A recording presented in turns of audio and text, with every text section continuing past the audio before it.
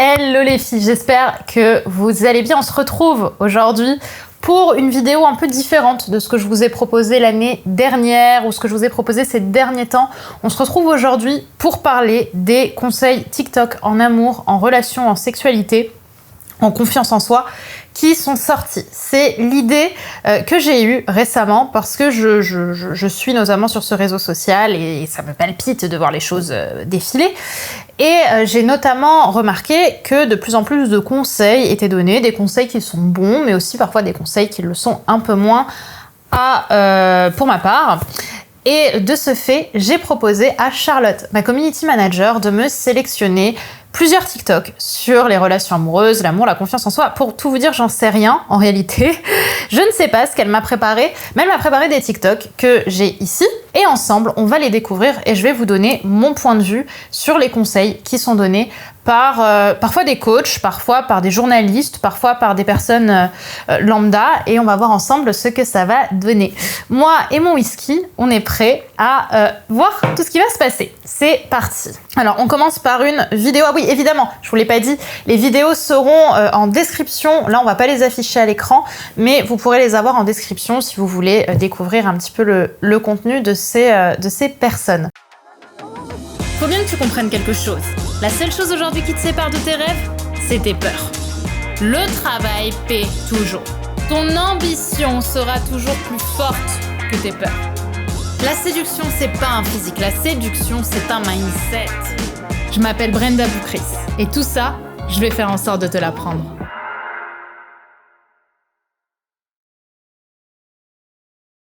Mais avant de commencer cette vidéo, mesdames, si ce n'est pas déjà fait et que vous êtes curieuse d'avoir plus de conseils en amour, en relation, en confiance en soi, parce que vous le savez, c'est mon credo, vous aider à être plus lumineuse, plus épanouie, à être ce que j'appelle une femme d'exception, une femme qui a confiance en elle et qui, derrière, va avoir une telle attraction et un tel amour pour elle qu'elle va forcément attirer les bons hommes à ses côtés et le bon notamment, eh bien, je vous invite à vous abonner en cliquant sur le bouton rouge puisque je vous publie toutes les semaines des vidéos et des podcasts de développement personnel, de relations et de psychologie masculine. Donc n'hésitez pas à vous abonner en cliquant sur le bouton rouge pour découvrir tout ça. Faire une fellation, c'est donner du plaisir à quelqu'un. Tu t'en rends peut-être pas compte, mais tu as un réel pouvoir entre les lèvres, celui de faire kiffer ton partenaire. Il faut qu'il y ait eu un consentement. Tu peux très bien dire ok pour tester, et puis finalement non. Et là, tout arrêter. La fellation, c'est une caresse buccale hyper intime. Donc si t'es pas en confiance, bah c'est sûr que c'est mal barré. Alors on fait quoi? Il n'y a pas de solution miracle. Il faut dire les choses, il faut dire ce que t'as sur le cœur. Quand on fait l'amour,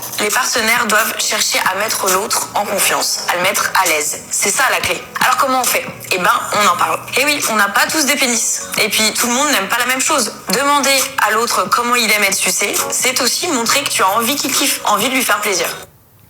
Alors là, c'était une vidéo de Oh My Mag, excusez-moi, sur donc la fellation et un petit peu les enjeux autour de la fellation. Alors, je suis d'accord avec à peu près tout ce qui a été dit, sur notamment le fait que c'est toujours étonnant de débuter une fellation quand on n'a pas l'habitude ou quand on n'est pas expérimenté là-dedans. Par contre, ce que j'ajouterais aussi, qui n'a pas été dit explicitement, mais je pense que la journaliste est d'accord avec ce que je vais dire, enfin je le pense, elle n'hésite pas à me dire si c'est pas le cas par commentaire, c'est que la fellation pour moi, elle va être bonne si toi tu prends déjà du plaisir. En fait, la fellation, tu dois d'abord toi l'apprécier, tu dois trouver ta façon de te sentir puissante, comme elle le dit en fait, avec ce fameux pouvoir entre les jambes. C'est ta façon de te sentir puissante qui va aussi derrière donner le ton de l'acte que tu vas avoir. À l'inverse, si toi tu n'y prends pas de plaisir et que tu l'as subi ou que tu l'as fait pour faire plaisir à ton partenaire, à ce moment-là, il y a vraiment un blocage à mes yeux parce que je suis profondément contre faire des choses qu'on n'aime pas ou qu'on fait uniquement pour faire plaisir. Le sexe, c'est vraiment quelque chose qui se fait à deux et à partir du moment où tu ravales ta salive pour faire quelque chose, c'est en général que ça te plaît pas et je le rappelle, le corps a une mémoire, les amis. Donc la fellation, elle va être finalement assez intéressante à partir du moment où on se sent déjà en confiance avec l'autre. Le fait d'en parler, oui, pour moi, c'est toujours bien d'en parler. Après, Je vous invite quand même à être à l'affût en fait, des signes d'intérêt de votre partenaire ou de désintérêt pour voir ce qu'il en est de son expérience. Mais en effet, à partir du moment où il y a un doute, à partir du moment où on a l'impression, on a la sensation soit nous-mêmes de faire quelque chose qu'on n'a pas envie de faire, soit que notre partenaire ne semble pas ouvert ou ne semble pas apprécier ce qui est en train de se passer, c'est toujours extrêmement important d'en parler, que vous soyez un homme ou une femme. À quel moment peut-on parler de sexe dans une conversation ? Avant tout, mets un petit merci en commentaire.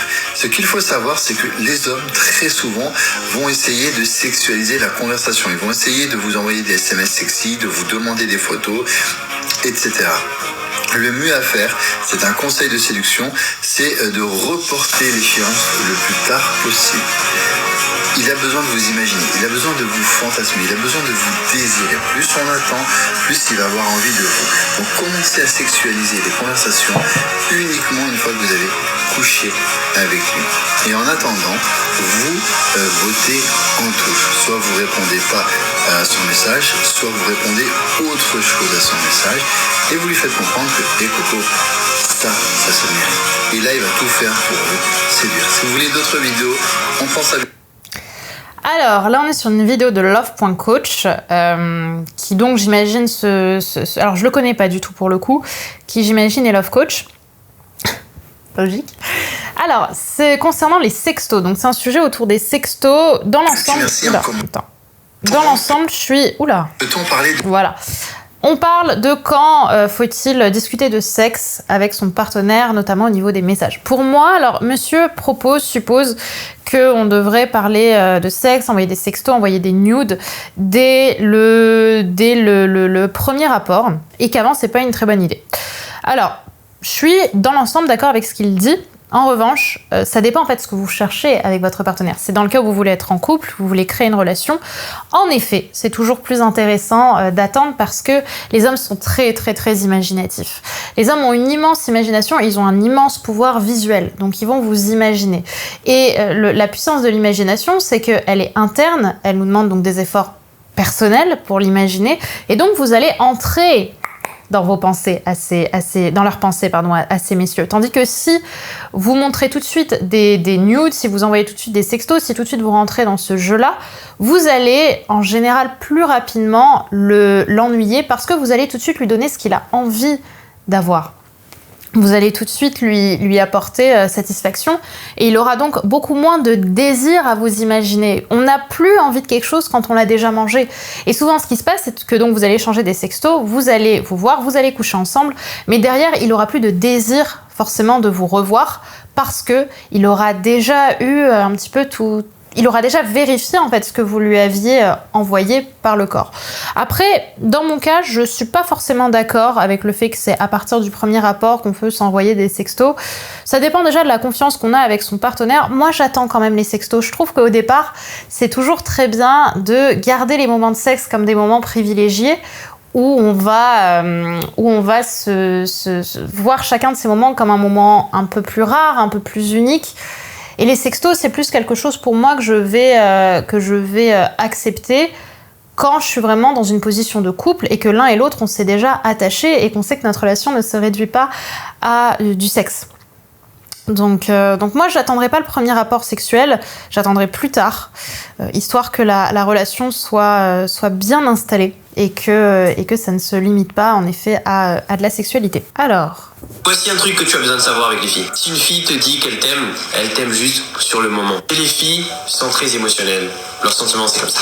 Elle peut t'aimer aujourd'hui et peut te détester demain. Voici un truc que tu as besoin de savoir avec les filles. Si une fille te... Ok. Ça, c'est Nazima Marcy qui a mis ça et je suis absolument pas d'accord avec ce qui est dit.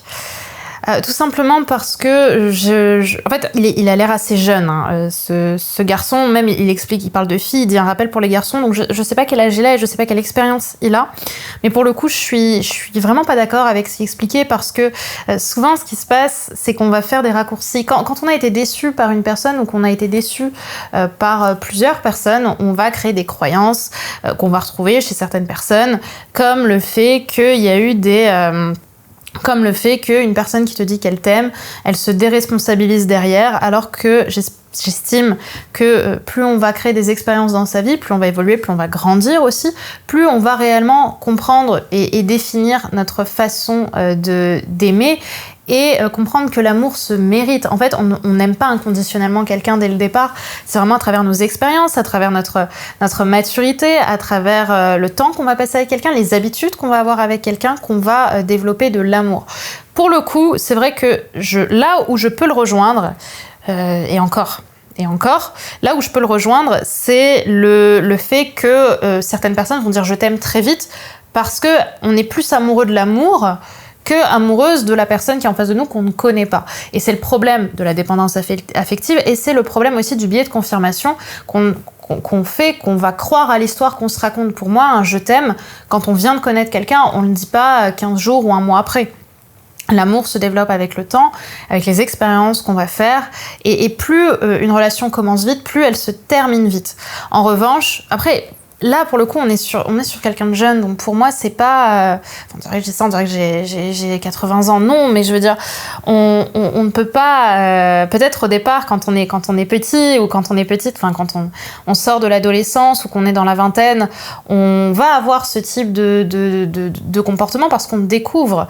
Maintenant il est sur TikTok et on sait pas les personnes qui vont regarder cette vidéo, et pour moi là le souci c'est que non, les sentiments font pas ça, au contraire les émotions peuvent faire ça. Faut vraiment comprendre que là on parle pas d'émotions, on parle de sentiments. L'amour c'est la conséquence de tout un tas d'émotions qui vont créer cette prise de conscience en fait. Le sentiment c'est une prise de conscience de plusieurs états émotionnels ou d'un état émotionnel qu'on a. Et ici l'amour c'est la prise de conscience de plusieurs expériences qui ont développé des émotions chez nous, qui ont développé cette prise de conscience donc de l'amour. Donc non, une femme ne fait pas ça dans ses sentiments, elle peut faire ça dans ses émotions, mais j'estime aujourd'hui qu'on est tout assez mature pour dire qu'on aime quelqu'un quand on a eu le recul nécessaire pour se dire oui, j'ai envie de construire ça avec quelqu'un. Après derrière, le fait d'avoir des crises de colère, le fait derrière d'en vouloir à quelqu'un parce qu'il y a eu des événements, pour autant ça ne vient pas remplacer l'amour. Il faut vraiment comprendre que l'amour fait ça, les émotions font ça, oui, mais ça c'est dans tous les couples en général, qu'on va avoir des moments down et des moments up, et pour autant l'amour ne change pas, sinon je pense qu'on serait tous encore une fois dans cette société de consommation, on prend, on remplace. Non, on persévère aujourd'hui quand on veut réussir sa relation. Donc, non, I'm not d'accord avec. 3 choses à savoir sur les filles et puis sur mec, hein. Fais jamais confiance à ce qu'elle dit, fais toujours confiance à ce qu'elle fait. Sinon, tu seras toujours confus. 2, elle ne te répond pas, ça veut dire que tu n'es pas sa priorité. Parce qu'en fait, une fille a toujours son téléphone sur elle. 3, arrête de l'écrire car ton attention n'aura plus aucune valeur. Abonne-toi pour le mouvement. Mais oui, enfin bien évidemment que tu n'es pas sa priorité. Enfin, excuse-moi. Alors on est toujours chez Nazima qu'on a eu juste avant. Oui, enfin. Je veux dire, heureusement qu'on se met pas sur un piédestal dès le départ, heureusement qu'on se met pas sur un piédestal dès la période de drague, et j'irai même plus loin, si on commence à se mettre sur un piédestal, on va s'emmerder, parce qu'au départ, ce qui fait la beauté et la puissance d'une relation qui débute, c'est justement le fait de pas pouvoir mettre de mots sur la suite de la relation. Et moi au contraire, j'encourage à pas répondre tout de suite, j'encourage à pas faire d'un homme ou d'une femme sa priorité au départ. Au départ on a de l'intérêt, mais l'intérêt ce n'est pas être une priorité pour quelqu'un. L'intérêt c'est choisir d'en faire à un moment une priorité, à un instant T, à un temps donné où on va lui donner notre temps, où on va lui donner notre attention. Mais pour autant, oui, on a souvent notre téléphone sur nous, mais on a sûrement mieux à faire aussi que répondre à des messages, parce que la relation dure, la relation débute en général, enfin j'ai l'impression qu'il parle de séduction, la relation débute et la relation au départ elle est faite pour découvrir ce qui se passe et non pas pour mettre l'autre sur un piédestal, parce qu'à ce moment-là c'est de la dépendance affective dans beaucoup de cas. Donc oui, nous sommes des personnes occupées, hommes comme femmes, et non, on ne fera pas de l'autre notre priorité au bout de 2 ou 3 jours, et c'est pas pour autant qu'on ne mérite pas cette personne. Je suis un peu déçue que ces choses-là soient mises sur TikTok, surtout que ça débute. Enfin, je veux dire, ce garçon parle sûrement à des hommes qui sont très jeunes, en fait. J'ai l'impression qu'on doit être vraiment sur de la vingtaine, là. Et c'est juste dommage, parce que ces personnes vont partir avec ces croyances-là. Et alors que au contraire, c'est à travers nos expériences qu'on construit une relation. Quand ta copine t'aime, chaque petite chose que tu fais peut la rendre en colère. Ne prends pas ça comme un « oh, elle est en colère contre moi ». Non, parce qu'elle te montre émotionnellement à quel point elle tient à toi. Ça prouve à quel point elle t'aime. Parce que si elle n'était pas en colère, ça voudrait dire qu'elle ne t'aime pas. Abonne-toi pour plus de conseils. Alors là, on est sur Guidance du jour. C'est joliment écouté, enfin c'est joliment dit en tout cas. Alors, quand ta copine t'aime, ne sois pas choquée qu'elle soit en colère. Alors oui et non. Oui, la colère, elle est là pour cacher la tristesse. Émotionnellement, c'est comme ça que ça se passe. Quand on est en colère, en réalité, on est triste. Mais comme on n'assume pas encore d'être triste, on est en colère. Donc ça, on va le trouver. Maintenant, homme comme femme, hein, pour le coup, j'estime que ça ne doit pas être accepté dans tous les cas. Ça doit pas être toléré dans tous les cas. Enfin, je veux dire, si une femme est en colère ou un homme est trop en colère contre toi, ça veut dire que c'est la porte à tout parce que je tiens à toi. Non, une relation de couple, c'est pas que de l'amour. Je le dis tout le temps. L'amour, malheureusement, même s'il y a des gens qui vont pas être d'accord avec moi, l'amour ne suffit pas dans une relation de couple. Il y a tout un tas de contextes, il y a tout un tas de relations, il y a tout un tas d'éléments extérieurs au couple qui vont avoir des impacts sur le couple. Et si votre copine est en colère ou votre homme est en colère parce qu'il a passé une mauvaise journée et que c'est sur vous qui passe tout le temps ses nerfs, ce n'est pas normal. À vous, en couple, de poser vos limites parce qu'il y a des choses qui ne sont pas tolérables. Oui, ça peut arriver une fois. Oui, on peut avoir des disputes et souvent les disputes résolvent d'une communication qu'on n'a pas eue, et c'est pour ça que le ton monte, parce que la colère augmente et qu'on n'a pas parlé du fond du problème. Mais quand on est sur une dispute et qu'on n'est pas sur une dispute qui intègre le couple, mais juste parce que la personne passe ses nerfs sur vous, non, le couple ne doit pas être là pour constamment prendre les coups de la vie. Au contraire, on a aussi chacun notre indépendance et évidemment qu'on va communiquer sur ce qui nous stresse, mais pour autant, on sait faire la différence, on sait séparer l'intime, la vie intime de couple, enfin la vie quotidienne d'un couple, avec notre propre vie quotidienne. Un homme reste un homme et il a toujours des envies, des pulsions, des ci, des ça. Donc si pendant cette période-là, l'homme va tromper sa partenaire, du coup, à ce moment-là, forcément que... C'est qu'il n'était pas prêt. Et s'il n'est pas prêt, mais que du coup, on veut quand même laisser cette chance. C'est votre choix. Il n'y a pas de bon ou mauvais choix, il n'y a que la conséquence des choix et à quel point vous êtes capable d'assumer cette conséquence-là. Vous êtes capable d'assumer le fait qu'il peut le refaire? Oui ou non? Si oui, go ahead. Sinon, split. C'est toi qui décides quel genre de risque tu es prêt à prendre. C'est toi. Ça, c'est un gros ça. Ok, il m'a trompé une fois, ce fut une erreur. Personne t'a dit que c'est une erreur. Tromper, c'est jamais une erreur, c'est déjà vraiment c'est un choix. Maintenant, il a fait une faute dans le couple. Va-t-il le refaire ou va-t-elle le refaire? Ça, c'est une autre question. Est-ce que tu es prêt à assumer ça? Ça, c'est une autre question que toi-même et toi seul peut vraiment répondre. Un homme reste un homme. Oui, ça, je suis contente. Ah putain, ça me fait plaisir d'avoir ces discussions parce que vous le savez, moi, au cœur de mon travail, au cœur de toute ma réflexion se place la responsabilité. Et il y a une chose que je déteste profondément, enfin que je combats plutôt profondément, bien que je déteste, c'est l'irresponsabilité.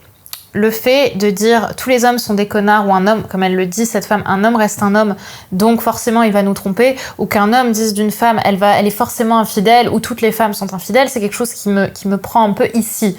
Parce que, à mes yeux, c'est la meilleure façon de se déresponsabiliser d'une situation et de se mettre en position de victime et de ne pas assumer, ce qu'il a très bien dit, le choix qu'on a fait de persévérer dans une relation. Donc je suis vraiment d'accord avec ce que cet homme a dit. Et l'autre point sur lequel, en revanche, j'appuie au contraire, je complète plutôt ses propos, c'est que plus on va penser et on va être convaincu d'une croyance, plus il y a des chances que cette croyance devienne ce que j'appelle une prophétie autoréalisatrice et qu'elle arrive. Si tu répètes à ton homme qu'il va forcément te tromper, que c'est forcément un connard, que de toute façon il va finir par te quitter, oui, à la fin c'est ce qui va arriver. Parce que tu fais que répéter quelque chose à quelqu'un qui n'avait peut-être aucune idée, aucune façon de le faire. Mais plus tu répètes quelque chose, plus la personne y croit. On apprend en journalisme aux gens que pour convaincre quelqu'un d'une vérité, la meilleure façon de le faire, c'est de lui répéter. Donc au lieu de répéter à quelqu'un, au lieu de lui faire subir vos propres insécurités, avant de vous mettre en couple, travaillez sur vos insécurités, travaillez sur vos peurs, travaillez sur vos blessures, plutôt que le faire subir à l'autre. Parce que le problème, c'est qu'en couple, ce que je vois constamment dans les couples qui sont pas épanouis, qui sont pas sains, où l'un ou l'autre font payer à l'autre le prix de leur propre mal-être, c'est que cette personne, elle se sent pas assez forte, elle assume pas assez sa propre condition, et donc elle va faire payer à l'autre le fait qu'elle soit dans cette condition, alors que l'autre l'a choisi non pas pour ces insécurités-là, en tout cas en général elles sont pas découvertes au moment où on se met en couple, mais plutôt pour toutes ses qualités. Et derrière, qu'est-ce qui se passe ? À force de répéter quelque chose, à force d'être dans ce mal-être, la personne, elle comprend que tu as accepté le fait qu'elle allait te quitter, et qu'au final elle n'a rien à perdre à te quitter. Donc qu'est-ce qu'elle va faire ? Elle va te quitter. Et tu vas continuer ce cercle vicieux du tous les hommes sont des connards, toutes les femmes sont des manipulatrices, et j'en passe. Au lieu de faire ça, apprenez à travailler sur vous, apprenez à vous responsabiliser, parce que se responsabiliser, c'est la meilleure façon d'assumer ses erreurs et derrière de comprendre qu'on a le pouvoir de rétablir une situation qui nous plaît plus. Après, bien évidemment que cet homme a fauté. Bien évidemment que l'infidélité, elle n'est pas validée dans la plupart des couples. Donc oui, il y a une faute, oui, il y a une erreur. Maintenant, ce que la personne en a fait, et il est très juste dans ce qu'il dit, c'est ta décision. Si tu décides de pardonner, t'assumes de pardonner, et tu lui fais pas payer constamment le fait que tu l'as pardonné, parce que c'est ton choix, pour le coup, de l'avoir pardonné. Si tu te sens pas capable de pardonner, à toi d'accepter que la période va être difficile parce que tu seras sans lui. Mais derrière, c'est la meilleure façon de construire quelque chose de sain à l'avenir. Et également, on m'a envoyé, alors pour le coup, j'ai même pas envie de faire de pub pour cette personne-là, mais je suis tombée sur des posts qui m'ont énormément choquée, pour le coup, sur Instagram. Le compte est devenu privé. Yes, le compte est devenu privé. Tu sens que le mec ça a dû puer pour lui. Ça m'étonne pas. En gros, cette personne, alors je sais pas si j'ai les posts, je crois qu'on me les avait envoyés.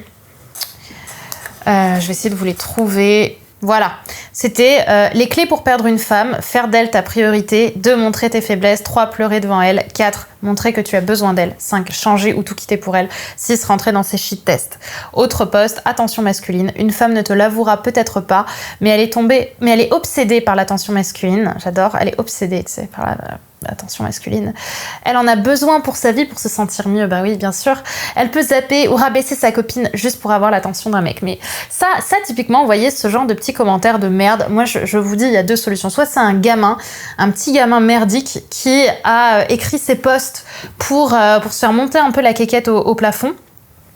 Soit c'est un homme qui n'a pas eu la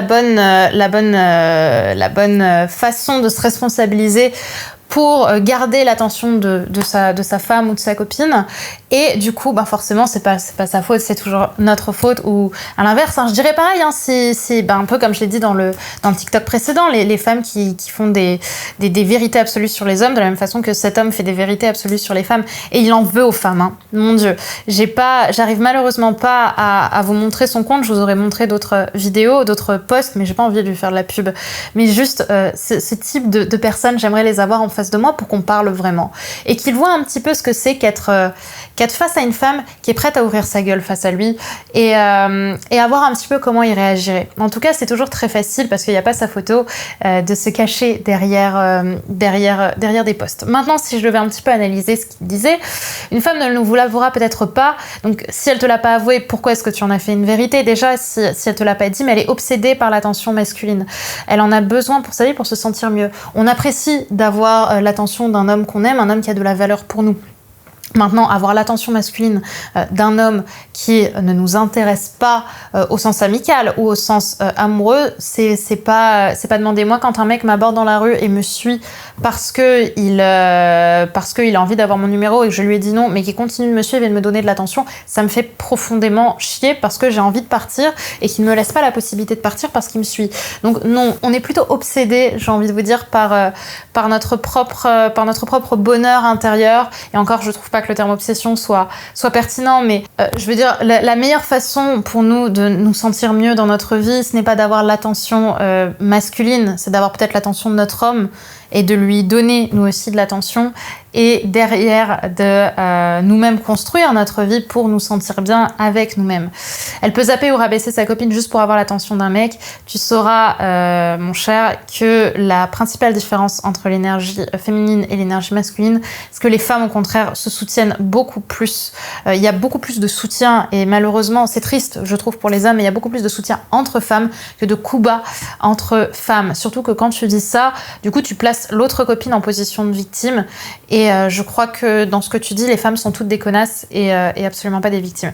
Ça m'énerve parce qu'on est typiquement sur un type qui se déresponsabilise.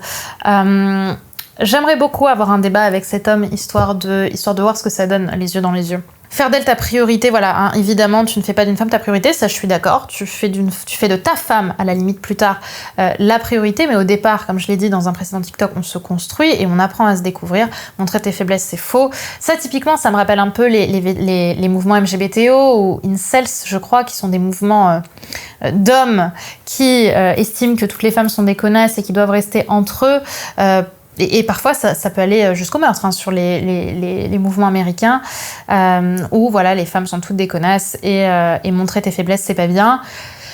Montrer tes faiblesses, si au contraire, je trouve ça extrêmement séduisant, un homme qui montre ses faiblesses. Et encore une fois, montrer ses faiblesses ne veut pas dire se déresponsabiliser des situations, ça veut simplement dire partager des moments de doute avec l'autre, montrer des insécurités. Et c'est comme ça qu'on construit un couple, si tu passes par là. Pleurer devant elle, pareil. Montrer que tu as besoin d'elle, si on peut montrer qu'on a besoin l'un de l'autre, ça veut pas dire que ça doit être une dépendance, mais bien évidemment que quand on construit, après c'est pas la même chose, évidemment une femme avec qui tu débutes, tu vas pas tout de suite en faire la priorité de ta vie, mais au fur et à mesure un couple se construit par ça. Si tu pars avec ces vérités là, bien évidemment que tu as trouvé la chaise pour t'asseoir pour faire aucun effort. Bref. Voilà un petit peu ce que j'avais envie de vous partager, mesdames et messieurs, si vous passez par là. J'espère que cette vidéo vous aura plu. N'hésitez pas à la partager, n'hésitez pas à commenter aussi en me disant un petit peu ce que ça vous évoque, vous, ce type de comportement, ce type de sujet. Aussi, je suis assez révoltée par ce qui a été évoqué dans ces derniers points que j'avais, pour le coup, que j'avais vu hier. Sur le dernier sur les Insta, je ferai pas de pub pour lui. De toute façon, il a mis son compte en privé. Hein, ça montre bien qu'il est peut-être pas très ok avec le fait de se recevoir des critiques. Et voilà, tout simplement ce que j'avais envie de vous partager dans cette vidéo.